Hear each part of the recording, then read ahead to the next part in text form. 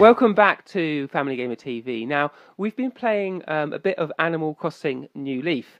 Now, if you've not come across Animal Crossing before, this is a really different game on the Nintendo consoles and handhelds.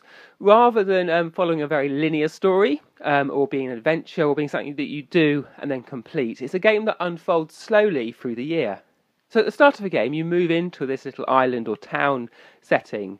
And in that space, there's a sort of living, breathing world for you to experience and for you to live and make your way in. There's other characters to get to know, and how you respond to the world and how you talk to these characters defines how your setting develops and how your character develops. In that space, you earn money by doing different tasks, by collecting and finding things and taking them to various shops to sell. You can grow trees, you can dig for fossils, you can go fishing and find fish, and you can go and catch insects along with a bunch of other stuff. But what's interesting is that the time you play the game is affected by the time in the real world. So my kids have been absolutely fascinated by playing Animal Crossing New Leaf at different times of the day, and each time they open up their 3DS, the game world matches the time that they're playing in real life. So if they're playing at night, they're in the game, it's at night, and if they're playing in the morning, it's in the morning. But also what they'll find as we go on is that the game matches the season. So in summer, the world is a summer place, and in winter it will be covered in snow. Now this is more than just a novelty as well. In the game, another thing my kids like to do is to collect insects, to catch fish, and then take them to the museum to sort of add a collection of the different creatures they've found. Now, particular insects and particular fish and particular things are only available at particular times of day. So if you want to get a full collection of insects, you maybe have to get up late at night or early in the morning, or play in certain seasons. So it's a game that will unfold and have a long life for them because of the way it evolves as they play it.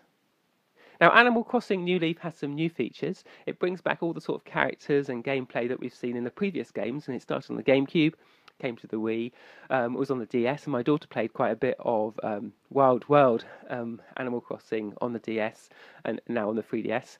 But there's some differences as well. So this time you get to play the mayor. So rather than having a mayor character that you visit and tells you what to do, you now play that role, which means it adds a little bit more of a sort of a through line or a story in the game.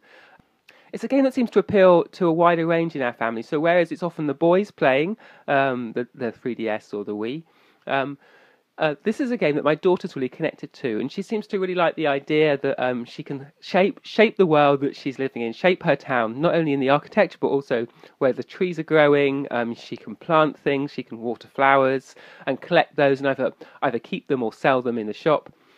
And sort of as well as the sort of the fishing and insect collecting, it seems to sort of connect to her much more than some of the other games.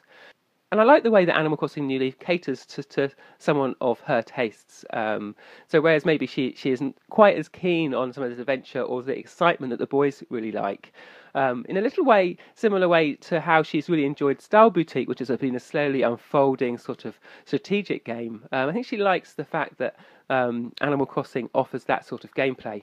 Now, we've only just started with Animal Crossing New Leaf. There's literally thousands and thousands of things to discover, to do. There's a whole aspect of furniture and clothing, which we've not hardly touched on yet. But it's going to be interesting to track with her and the boys playing it as well to see how they get on with it. But as well as that, we wanted to actually follow in detail the sort of the family experience with some gameplay through the game. So we've got a family set up with it, and we're going to be visiting them on regular periods and updating you with much more sort of in-depth videos, in addition to our Family Gamer TV reviews, which we'll obviously be doing on Animal Crossing New Leaf as well. So there you go, that's our Animal Crossing New Leaf preview. The game's out in the UK middle of June. So we'll be back with some more coverage probably a bit before it comes out. But also, like I say, we're going to track through because it's a game that develops over time. So we want to really follow this in some detail.